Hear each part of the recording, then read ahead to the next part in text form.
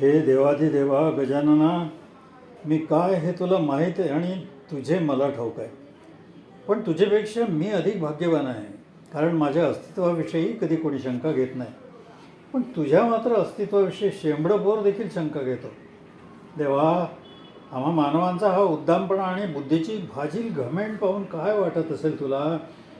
ज्या आम्ही तुला प्रत्यक्ष पाहिलं आहे, तुझ्या कृपेचा अनुभव करीत आहोत, त्यांचं कोणी ऐकत नाही.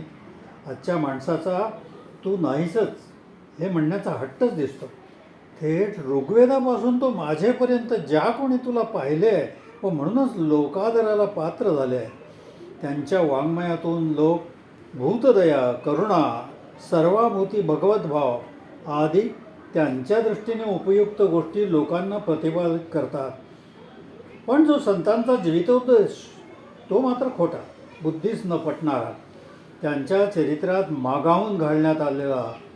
प्रारंभी संत ईश्वर म्हणून मूर्तीची पूजा करीत असले तरी शेवटी त्यांना ईश्वर जनांमध्येच दिसला.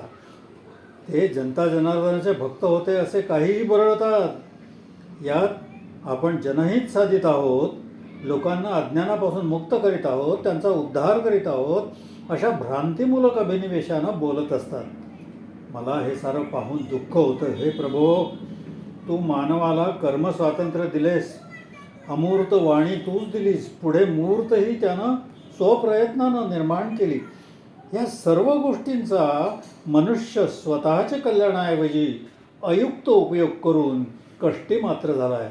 आजची माणसाची केविलवाणी तशी ही जी स्थिती आहे त्यानं आपल्या बुद्धिमत्तेच्या बळावर निर्माण केली आहे. किडा, मुंगी, पशुपक्षी ही सारी आजच्या मानवापेक्षा निश्चितच सुखी आहे. देवा, मला बोचलं, दुःख झालं म्हणून तुझ्या कानावर घातलं. निदान देवा, मला दुःख होतं म्हणून तरी या गोष्टी माझ्या कानावर येणार नाहीत, अशी कृपा कर. हे देवाधिदेवा गजानना, माझे वडील ब्राह्मणत्वाचे अत्यंत अभिमानी होते. लहानपणी माझे अतिभोवतीचे सारंच वातावरण कट्टर ब्राह्मणत्वाचं. त्याचे माझ्यावर चांगले संस्कार झालेले, त्यामुळे ब्राह्मणांची निंदा, त्यांना गुन्हेगार समजून त्यांच्याशी वागण्याची लोकांची तऱ्हास आणि ब्राह्मणांची स्वाभिमान शून्यता या गोष्टी पाहिल्या म्हणजे मला अत्यंत दुःख होतं.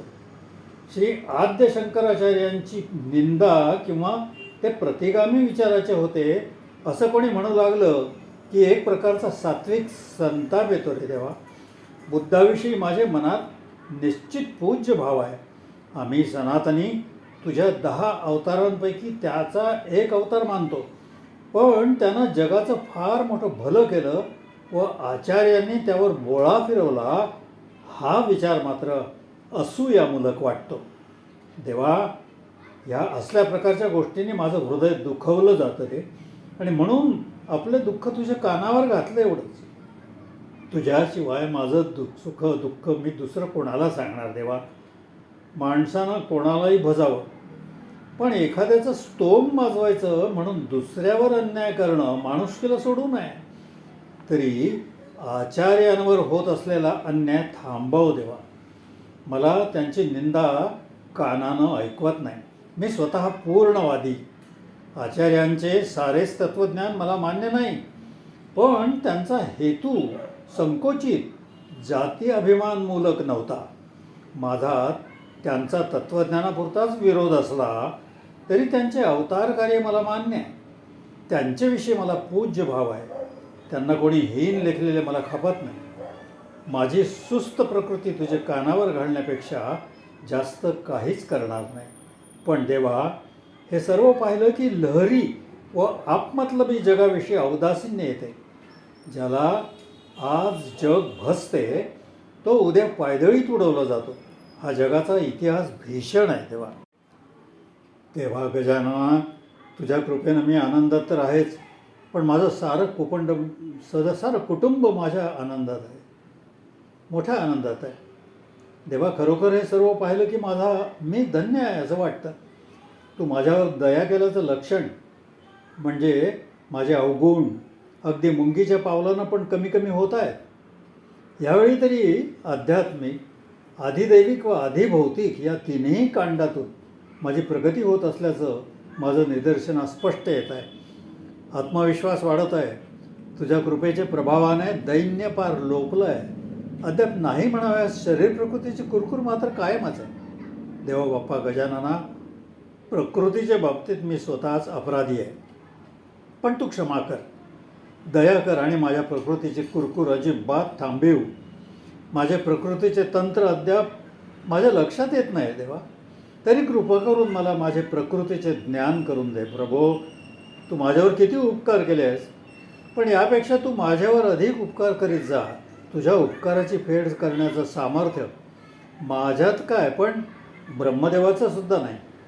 पण जी कृतज्ञता माझ्या ठिकाणी आहे ती सतत टिकू दे आणि वाढीस लाव.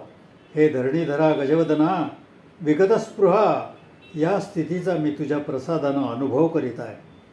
इहलोकीची खरी उक्ती हीच होय. माणूस किती मोकळा होतो, त्याचा सर्व भार नाहीसा होतो. तो आपले रंगात नित्य दंग असतो. त्यामुळे या लौकिकाकडे सहजच याचं दुर्लक्ष होतं आणि त्यामुळे जनता जनार्दनाचे नाराजीची संभावना असते. जगात हेवा, मत्सर या गोष्टींना खाद्य मिळून त्या बळावण्याची भीती निर्माण होते. देवा गणाधीशा, केवळ स्वोत्कर्ष आणि स्वानंदाचा मार्गही मानवाच्या राज्यात निर्धास्ततेचा नाही. एवढंच नाही तर मानवानं तो बिकट करून ठेवला आहे. तरी हे विकटा तू संरक्षण दे. ऐकलं, हे होतं डॉक्टर पारनेरकरांचं त्यांचं उपास्य दैवत श्री गणेशाजवळ केलेलं आत्मनिवेदन. मी अभिवाचक सुरेश कुलकर्णी. आपल्याला आवडत असेल लाईक करा, चॅनल सबस्क्राईब करून मित्रपरिवारात शेअर करा, ही नम्र विनंती. धन्यवाद.